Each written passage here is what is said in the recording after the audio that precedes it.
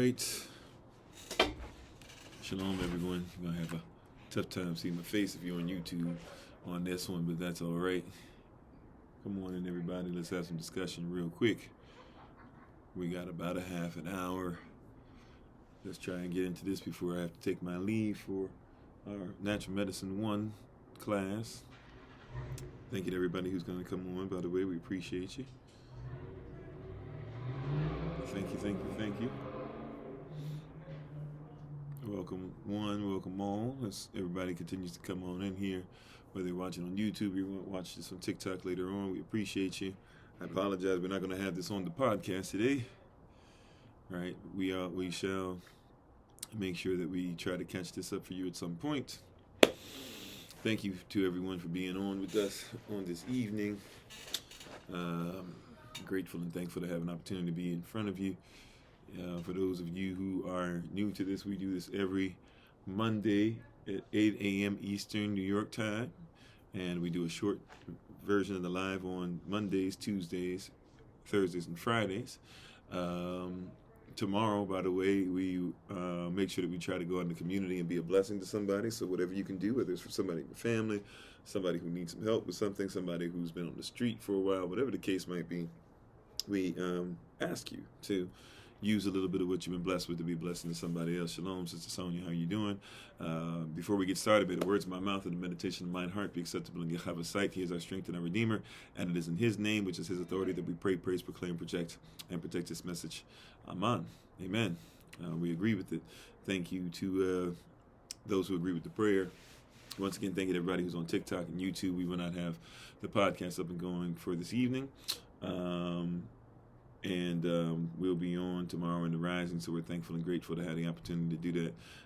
Thank you for those who are giving likes, by the way, who share, who become part of the community, if you call that following somebody, whatever you want to call that, etc. We appreciate you. Hey, much love and shalom to you as well. Shalom to you, Big Brother Thomas. Shalom, Ak. Habari, Mimini Kofi, Nina Franco, Katana Weme. Bonjour. Je m'appelle Kofi. Hola, mi nombre es Kofi. Aquaba. And Etesen, for those of you who know the greeting that I'm giving. We're thankful and grateful to have you here with us, everyone. And we're going to discuss tonight real quick that you are what you know. We give all praises to the Most High, Yahweh Elohim. We give all honor to Him for my wife, the Honorable Maya, who lives a life that's able to be honored. You can follow her on TikTok, YouTube, and her website by simply looking up Bloom and Flourish, not A-N-D, but the letter N. I'm thankful and grateful for the opportunity to be in front of you all, as always. And thank you. As people come on, as people listen to this later on, etc., we appreciate each and every one of you for being on. And, of course, you can look up hashtag FindKofi anywhere. That's actually the name of our YouTube channel. You can look up hashtag FindKofi and be able to find us on YouTube, on TikTok. It's something that we've been using for years now. And it's something that we have, used to be able to find. You can use to be able to find us on all types of social media, especially, once again, the YouTube channel. But you can Google hashtag FindKofi. You can go to Facebook. You can go to TikTok. You can go to Twitter, you can go to Halanas, you can go to Instagram, you can go to whatever is out there, pretty much Clapper, etc., and just type in hashtag FindKofi, see what you find, and be able to be part of this this great movement that we're making sure that our community can partake in. Once again, today we're going to talk about you are what you know, K-N-O-W, right? You are what you know. You are what you have knowledge of. Now, remember, when we talk about knowing something, we go off ancient versions of this stuff, the original word, and original ways these words were used and depicted and thought of culturally. So to know something means to be intimate with it. You are what you're intimate with. And a lot of people speak on a lot of different things, say they know a lot of different things, but when you start checking out their life, when you start checking out what they do behind the scenes, when you start checking out who they are aware of, when you start checking out what they study, when you start listening to even sometimes the questions that they give you to question your path and your righteousness, so to speak. The word righteousness just literally meaning right legal standing. So to see your knowledge of law, whether it be kingdom law, marital law, natural law, universal law, laws of attraction, law first mention, etc., right? When you begin to talk to a lot of people, you begin to become very aware very quickly that a lot of people do not know what they're talking about. In other words, they're not intimate. Remember back in ancient times, the further back you go in all civilizations, to know somebody literally meant that you were intimate with them. This is why it's still down south. A lot of people, if you have family from down south, if you got some kin from down south, what is what does that mean? That means literally that if you have, or if you, I'm sorry, excuse me, if you have kin from down south, you will actually, if your kin, if you're going out with somebody, they will not say you know so and so, right? They won't say that's your boyfriend, that's your girlfriend. What will we say? We'll say that's so and so's friend. Right? We don't want to say you know them, because if you know them, we still have this thought process that says to know them is to be intimate with them, right? And so we're trying to say, even if we know they're shacking up, that's the words we use, right? If we know they're shacking up, we're not going to say they're shacking up. We're not going to say they really know each other. We're going to say this is his friend, this is her friend. That's our way of saying, hey, that's who they're looking at being with. Right? They say that here now, right? So so people still say that, because to know somebody is to be intimate with them. Well, a lot of people are out here saying they know things, and maybe they shouldn't talk about knowing them if you're not intimate with it, if you don't live it, if you don't sleep it, if you don't dream it, if you don't invest in it, if you don't live, eat, and breathe it, right? If you aren't willing to do it, right? If you aren't as committed to it as you are committed to breathe sometimes, right? Like, people say, how do you study this? How do you get this? How do you? And I say, look, man, this is not just something I've looked at in the book or studied. Like, people think that because I talk about the Bible, that it means that the only thing I've ever known is the Bible. And I'll tell people with quickness, like, understand, first of all, there's many different Bibles. There's many different cultures. Secondly, I've been somebody who went to temple as a Muslim, whether you want to talk about NOI, Sunni, Shiite, etc. I've been somebody who's been to Buddhist temples, right, and it's chanted. I've been to somebody who's read different sutras. I've been to somebody who not has only read the Quran, but tried to read other books that are supposed to be just as warranted. Matter of fact, will tell you how to be able to decipher what the Quran is really saying, depending on who the person is giving the testimony, as far as what the prophet of Allah has said, right? Like, I've been someone who's there. Once again, we had this question: do you disagree with gay people? What do you mean, do I disagree? Do I not believe in what they believe as far as sexuality? As far as what we use the term sexuality to mean, because in our culture, sex is marriage. So marriage is between, like you got to understand, when you're asking that question, you're coming to a different culture, right? Because if your basic question is to say, do I not like somebody because they are gay? Then first of all, I guess we're not talking about happy, but we're going to change the word to define something else. So you mean a man and a man being together, or you possibly mean LGBTQ plus, or cis, or non-binary, or binary, etc. Right? In our culture, you said marriage between a man and man. Okay, so check this out. You asked the question, I'm going to answer it, right? I'm allowed to answer it the way I would like. You're allowed to ask it the way you like. Let me answer it if you don't mind. I think that's only fair and righteous, right? So, if you're going to talk about my culture, in my culture, we don't believe that sex, which is marriage, sex and marriage, we don't believe that sex and marriage is between a woman and a woman. We don't believe it's between a man and a man. We don't believe it's between a child and a child. We don't believe it's between an adult and a child. We don't believe it's in between a man and a woman, which would mess a lot of people up. We don't believe it's between a man and a woman. In my culture, we don't believe that marriage is between a man and wife. We don't believe that in our culture it's between a woman and husband. We believe that sex or marriage is only when you're pre-qualified as husband and wife before you have sex, before matrimony. That's what matrimony is for us, right? That's what we believe. So therefore, anybody who doesn't agree with that obviously would disagree with that. Now, if your ultimate discussion point is to get to a place where we say, do we like them or not, which is really probably more so what you probably meant to ask, or probably should have asked, then the question is, it doesn't, like, as far as do we respect people? Yes, we respect all. We love all. We love enemies. So if that's really what the goal is, let's just go ahead and get to the gist, right? But if you know about what our culture is, you would understand that even if we disagree with what somebody does, we're sovereign. We believe that we're kings under the king, and any sovereign, right, or we're queens under the king for that matter, and any sovereign has the right to be able to do what they're supposed to do. As long as we don't infringe upon your rights and you don't infringe upon our rights, we'll see what the consequences are. But live your life, right? But once again, that's knowledge, right? Because a lot of people will say, hear the Bible, we'll see somebody dressed a certain way and says, says we do this, right? Like, this is what it is. And even the word love, understand what the word love is. Love is an action. So if you're talking about in your culture, how do you establish something, right? To know. Even when we talked about this earlier, gender or jancha, right? People don't even do etymology to find out where these words come from. What you now call gender literally means the style.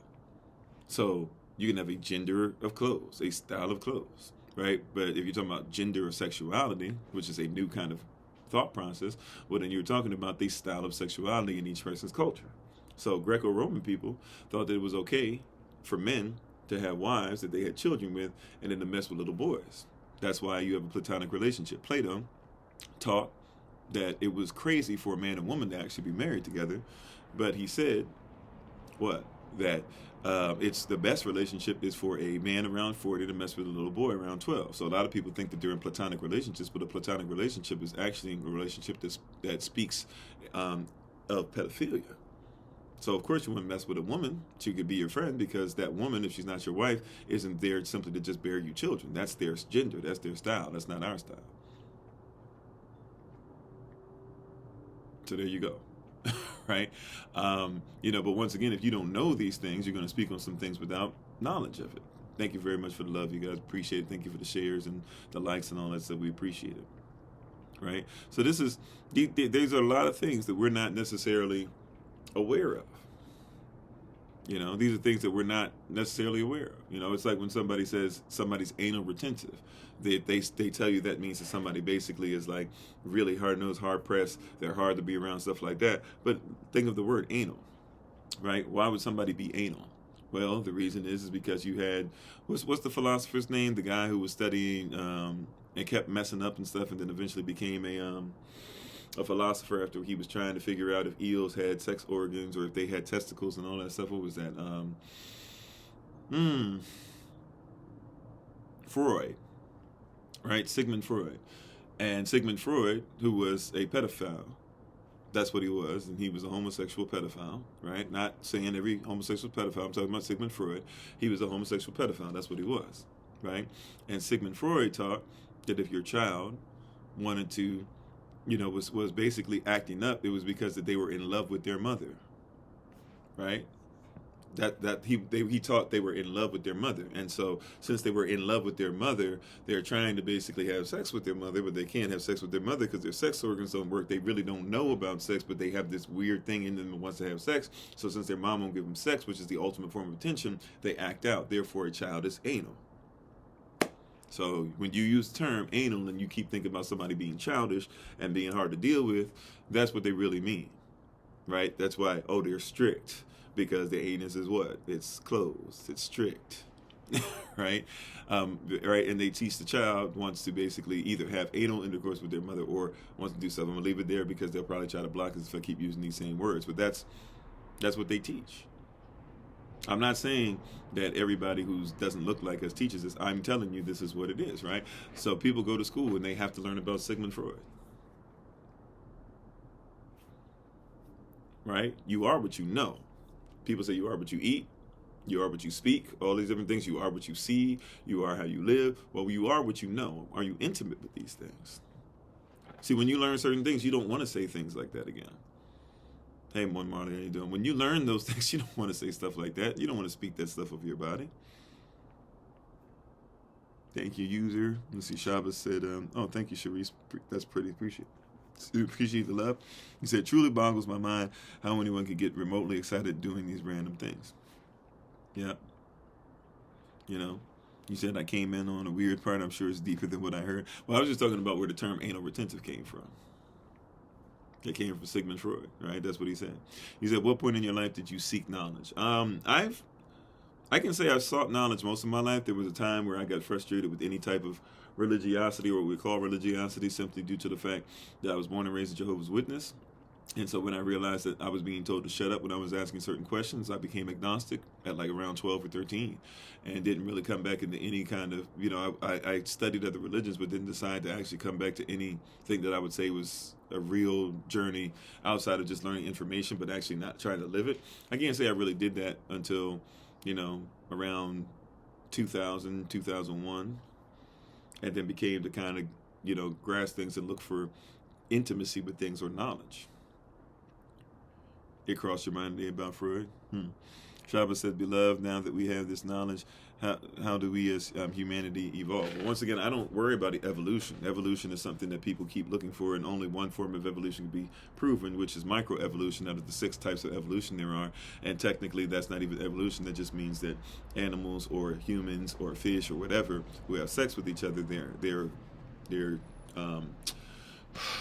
children, their babies, etc., will have slight differences in them. That's not really evolution. That's just what happens when people come together and have sex, when animals breed, when beings mate. That's what happens. But if you're talking about how can we get back to me, I'm always about getting back to law. When we're armed with these things, once again, we start living them. Remember, you are what you know. That's what the focus is today. You said, did your parents believe in your work? Yeah, my mother's the reason why I speak the way I speak now. At age 4, she started gearing me up. At age 6, she had me speaking in front of crowds. At age 4, she had me going knocking on doors. And when I told her that I didn't want to be a Jehovah's Witness anymore, she was the one that gave me her blessing to say, go and find truth. I taught you how to study, do what you do. And when she passed away, she made sure on her deathbed, without even being able to talk, with a big old tube down her throat, she made it a point to give every effort she had when she couldn't even remember who I was for years. She, on her deathbed, basically looked me in the eye and made sure that I was aware of what I was supposed to be. So, yeah, I would say she would be supportive of me finding truth. And she's somebody who taught me how to study from when I was a little baby. So I thank her for everything as far as that is concerned. My father taught me work ethic. She taught me study habits. So I'm proud to be able to carry on the legacy that both of them have planted inside of me. And I became intimate with it. Once again, it's you are what you know. A lot of people talk about things, but until you start living it or studying it or putting the time, the talent, the effort, the energy, the finance, etc. towards stuff, you will not be able to move forward. Thank you, Minister Nice. I appreciate that. Oh, no problem. Yeah, she was lost. It still bothers me from time to time. That's your mama. You always remember your mama. You always, when you need to be a little boy, you always look for mama. I haven't been able to look for mama since 2000, 2001. So that hurts. But, however, maybe, no, I'm sorry. I said 2001. I mean, 2000,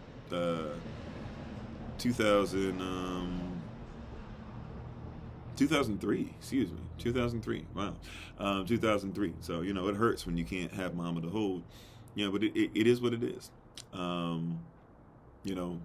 I'm glad I had a chance to know her, to be in a very intimate, and I'm not being perverted, right, a very intimate relationship with my mother, and be able to grow and learn, and to have her hold me and tell me that I was handsome when at the time I doubted that I was worth anything, a time where she didn't even know. My father doesn't even know. I've never had this discussion with him. My wife and I've had this discussion where I tried my best to, in my life as a teenager, in my own apartment, their apartment at the time, and wasn't brave enough to. Really, that's what it came down to, or I don't know. Some people say wasn't foolish enough to, whatever. But I wasn't brave enough. I couldn't go through with it to just take my own life like that. But I had a chair that weighed a whole lot, that was ready to crush my head, and all I had to do was let go of what I was using as the brace, and I couldn't push it. So I had to go through a process of becoming intimate with certain things, even about myself. I had to become intimate with depression to be able to figure out how to break out of it. I had to become intimate with forgiving of myself to be able to move ahead. I had to become intimate with telling the truth, because I used to be a huge liar, because lying was how I got out of things. You said, what were the motivating factors for knowledge? For knowledge of getting out of depression? For just knowledge, seeking knowledge in general? I'm not sure. You said yours departed in 2018. That's definitely hard. That's fresher, You said maybe a better way to progress in more of a utopian way.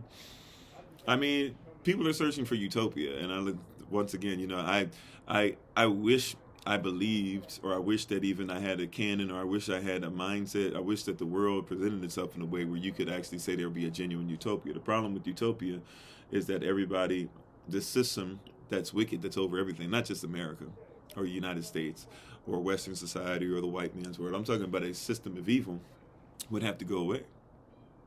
I don't think that people are ready for that. So I've told people my goal is not to change the world. I've even changed our little saying at the end. I still once in a while say it, but I've even changed our little saying at the end of all these lives, because my goal is no longer to try and get people to come out of to change the world. The world is comes from the word cosmos, which is system. I'm not COSMOS, but I'm talking about the KOSMOS. That's a system. I'm not worried about changing that system. I'm more worried about having something that allows people to come out of that system by choice, by free will. I'm done with believing that you're going to go into a system that's designed to be a corporation. They won't even tell you the difference between a corporation and the actual free people. They won't even tell you that you have a straw man and you have a natural person, that you might be calling yourself an artificial person. You might be driving, which means that if you're driving, you're under jurisdiction that you're not if you're traveling. You have the right to be able to turn in your license plates. You have the right to be able to have your own license plates made up. You have the right to have land that's allodial. You have the right to be sovereign and therefore not have to be subject to certain laws. You have the right to not have to be under the Constitution of the United States, but be under the Constitution of the United States of America. I'm done trying to get in that system and saying that we're gonna burn it down. That's not happening anytime soon, because people are not aware enough to understand that system is not just an American system, that's worldwide. My goal is to say, hey, you know what? One thing that these people do respect is when people are sovereign. Like, I don't think people comprehend this. You are what you know, right? Teddy Roosevelt once talked about sovereignty. A lot of people don't think of it because he didn't use the term sovereign, but people don't study what these presidents who set precedent tell you. Teddy Roosevelt said straight up, look, every man should basically be a sovereign. He should be somebody who has control over his own life. He should be able to make sure his family is protected and provided for. He should not worry about a government to be able to give him anything. He should be self-sustaining, and the government therefore should protect his right to be self-sustaining. He said, however, we have a lot of people who are not concerned with being sovereign, being self-sustaining, making sure that they have to take responsibility for what it is that they do. And he said, therefore, since they're not willing to take responsibility for what it is that they do, he said, we basically as a government are not going to allow these people to mess everything up for those who want to take care of themselves. So if people will not take care of themselves, we will go ahead and take care of you. We will make sure we tell you what to do. He told you this, right? That's a president who sets precedent, right? That's a monarch, right? He's a head of state. Head of state is a monarch, right? A head of state is a monarch. A head of state is a king, is a queen. It's the same as a king, a queen, an emperor, etc., right? A head of state can be a president. A head of state can be a prime minister. A head of state can be a governor. A head of state can be a mayor. A head of state can be, etc., right? Down to through Congress all the way to the Supreme Court, right? Wardens of the state, all that stuff, right? So he told you straight up, like, hey, and what is he, president number 20, I believe? So he told you a long time ago, straight up, real talk. We can be done. He was really telling you, like, straight up, real talk, like, you don't really need us. You really shouldn't be around us. You really shouldn't, like you don't have to have us say anything. Like, I as a president really am just supposed to make sure that your rights are protected, because what is a president? He's nothing more than a public servant. So what do I know about the vaccine? I know that it has MRC-5, which means that it's something that goes against me believing in can do anything of health value. I also know that it has side effects, it has laterogenic effects. That's why any doctor that would give it to you breaks the Hippocratic Oath, at least the modern version of the Hippocratic Oath. I know it's something that you don't have to be forced to do, and you wouldn't have to worry about one way or the other if you simply were making sure that you have multiple streams of income outside of what it is that you do. But you are what you know. You are what you know, right? Anything else I have to be careful about, because they tried to take down our stuff before because we talked about vaccines too much. That's why we have stuff offline that we get together and do. So if you want to get in part of some of those things, just make sure that you contact us, DM us, etc. Let us know. Contact us at the number we're going to put up in a second, and we'll make sure that we keep you abreast of certain things that you should be aware of. You said we're on the verge of losing our human freedoms forever if we do not unite against this global plan. Yeah, but once again, let's be honest. Are people around the globe ready to do that, or even think it's necessary to do that, or are they still waiting for the government to give them one more check? Oh, okay. Thank you. I don't know if Chow is Chow a greeting? I can't remember if Chow is the greeting or Chow is saying goodbye. So forgive me if I'm saying it wrong. right? So most are not. So once again, you have to understand that you have to get with people who are like-minded. Stop worrying about the whole world. That's what I'm saying. You're not going to change the world.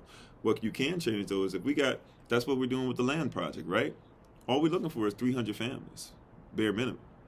Right, 30 families, excuse me, bare minimum. Imagine if we had 300, but 30 families to come together for y'all's land project come October next year. We've already started down the process. Come October next year, right? We'll be straight. We'll be able to say, when everything goes down, come on over here, right? Get your spot together, right? We're going to have water. We're going to have food. We're going to have electricity. We're going to have protection. We're going to have a gate. We're going to have places for your family. We're going to have schools, all these things, right? Like, we're going to be putting this together so that we don't have to wait where people 10 years, 20 years say, oh, we should have done this, 15 years ago. We can say, we already got this together, and we already started putting it together in states. And when they make it extremely difficult for people to start owning land, too late, we already got it. They're already in the process of doing that. Right? I'm on, Sharice. This is what we're planning for. Like, and once again, it's about being in the system, however, not being of it. You said you're in New Zealand, your government has blockaded your biggest city and is going to only allow the vax to travel. Yeah, and that's something it's happened there. It's happened in Australia. It's happened a couple of places in America. Like, it's low key. Right now, when people are starting to learn about it from other countries, they're like, wait a minute, this stuff is going on. And understand that the same system that Australia has, the same system that New Zealand has, which is the same system that Russia has, which is the same system that China has, which is the same system the United States. These are really republics. These are kingdoms. And the only people that give respect in kingdoms are kings and queens. But you keep wanting to be anything but. And it's only because you are what you know. You are what you've been fed, fine. But now that you're being fed, you have the right, to study everything that I'm saying, to see if it's approved, to see if it makes sense to you. Then pray to the Most High, or at least bare minimum, take time out to meditate on it. Right? To see if it's lawful, what I'm saying, to see if it stands the test of time, to see if when you read stuff, like, even people who are against it have to agree that certain things that I'm saying are true, right? If it gets to a point where this stuff that we're lining out, not just we as a community and the Most High has been lining out since the foundations of the world, since before they were even set. If these are things that we keep telling you, and all you're doing is finding things that prove it, at some point, you got to say, am I going to keep waiting? Am I going to keep waiting for this thing to happen? You said, I heard that if the agenda really gets that far, that they'll be able to take people's land or property. It depends on who you are. If your land is a allodial, they can't take nothing. Because once again, I'm here to tell you, like, this is one thing I'll give credit to. You can be mad at it all day, but guess what? If I were invited, now I'd have to pray about it real hard, but if I were invited into a Masonic temple, I'm going to be honest with you, I've never preached inside a Masonic. I preached to Masons and been invited to certain things they've done, but or taught Masons, rather. I don't know if I say I preached to them, but if I were invited inside a Masonic temple, I have to pray about it real hard. But if I were at least allowed to talk to them or whatever and learn some things, I would have no problem. You know why? Because a lot of them will be honest. Now, they can't tell you stuff, so they're not lying to you, but they are not allowed to tell you certain things, right? But at the end of the day, like, even Masons have an idea of stuff, and Masons respect law. Like, say whatever you like or dislike, Masons respect law, right? People who you think are Illuminati, whatever you want to call them, they respect law. If somebody has something that is lawful and is able to present it lawfully, people don't just get their stuff ripped away from them. That's kind of a misnomer. Like, that's a miseducation. If you're talking about people getting their land taken, these are going to be people who are not sovereign. Like, there are legit places in America that are not considered to be American soil. They can't take it. Even if they want, they've tried and can't take it. You know why? Because people who are in high places, they respect law. Kings respect kings. If you're not going to live as a king, then you live under to be tread upon, as if you were the serpent yourself. You said they're not attacking human freedom so directly in the USA, but they are destroying your food supply and economy. Well, they've been attacking it. Everybody's a slave here, just like they're a slave everywhere else. And they do some of that stuff. I mean, we're not going to act like there aren't places where chattel slavery still exists. And I'm not just talking about in prisons. There's chattel slavery for people who are of many colors, let alone black people, that still exist. We know that existed outright in public until the 1960s and 70s. Let's not forget that down south we keep acting like 1865 was at least the ending of we'll put it right in front of you blatantly, and then they just started using 13th and 14th Amendment type of rhetoric. No, like they still had that blatantly in your face until the 1960s and 70s. The question is not whether these people did it, but the question is, do you know enough about your rights and how to protect yourself? See, I'm just going to be honest with you. It's going to be, if nothing else, it's going to be a lot harder to take something from you if there's a community of, I don't know, 5,000, 10,000 people. You think they're going to come for 5,000, 10,000 people before they come for the people who are out there that still are by law United States citizens, and everything that they have is already connected to the system? Who is it easier to take something from? See, we don't like to think about that, and people would say, I'm talking about revolution and stuff. I don't care about revolution. I'm not trying to change the system. I'm saying that we need to have something that's our own. So when they start doing things to other people, we're fine. You know, think about it this way, safety in numbers. Think about it this way. You, my brother, you, my sister, got mad love for you, right? All day, every day, got mad love for you, will protect you, will lay my life down on the line for you, as Yashua told us that we should do for each other. I got you, I'm ready, right? However, you live in Cali, and I live in Maine. Something goes down, you say, man, it's going down. Like tonight, I need you to get over here. Help me out. I say, I got you, but I got to fly. Right? I got to make sure I can catch a flight. See, maybe if I can catch somewhere there, I can catch that red eye and get over to you. And once I get over to you, it's probably going to be too late. But if you live in the same place and you say, hey, somebody been messing around in our gate, and around the gate we got several gates, and on the outside gate they messing with us, right? One of the mines that we had somewhere blew up. Somebody trying to get in here. Oh, okay. You know, let's go ahead and handle this, right? Hey, y'all over here, we all sovereign, so we're protected. We got our weapons. Let's go ahead and do what we need to do to protect our people, protect our women, protect our children, protect our way of life. It's a different mindset. And I'm not trying to say that's where we need to automatically be ready to go right now, because we're not prepared for that. But when you come together, you can prepare for that. And that's just one of many ways we can prepare, right? I'm sorry, I said I don't think parallel society systems will work. They will simply attack with weapons. Okay, well, what's going to work? Is staying in the same place to be attacked going to work? Of course not, right? Being in a place to where you can make sure that you have some. Matter of fact, watch this. See, this is what I talk about. I'm going to go ahead and get out of here. I got to take my leave because I got to get ready for class. Let me just leave on this, right? The saying that we say all the time. It's that poker table mentality, right? Or let's say it's that blackjack table, right? And you got different people coming to play blackjack. And so somebody comes and they got you got to have $5,000 worth of chips to play. Somebody comes with $5 million worth of chips. Somebody comes with $2 million. Somebody comes with $1 million. And here comes us, the same old, and we short. We only got 1,000. And we say, man, we're lucky to have this 1,000 because y'all stole from us and made this stuff and made money hand over fist. And so now all the stuff that we made for you, you playing the game with. Well, we want to get in. They say, we don't need to let you in. The game is not set up that way. To be fair, the game is set up as far as what you have. You don't got nothing. So finally, we talk to them. We see if enough people from other who are going to play at the table will let us play at the table. Finally, we get 5,000 chips. We play one hand and we lose terribly because we don't know how to play blackjack anyways. We don't know how to play the game. We don't know how to be in the system. And then we say, well, that's the way it works, you know. And you guys are always doing this. Well, give us 5,000 more. And they're like, that's not how it works. That's not how it works. So you go away and you get your own stuff together. You stop working for them. You make sure that you have some things. You save up for your own. You make sure you have things for generations. You come back to that same table later on. Maybe it's not even you. Maybe it's another generation that are playing. It's still 5,000 to get. Maybe it's raised to 10,000. Somebody's got now 50 million. Somebody's got 25 million. Somebody got 2 million. And here you come and you got 10 million yourself. They say, your daddy used to try to play this game all the time. What's going on? And you say, man, don't worry about that. My dad worked hard to make sure I could play. And they say, well, you know, he didn't know how to play last time. Let's go ahead and let him play. We're going to take his money. You end up taking everybody else's money. And then they look at you. They say, man, what happened? And they have to look at you differently because you're in a different position. Instead of looking like this or saying, hey, maybe somebody will do this, you have to put yourself in a position where you can be looked at eye to eye.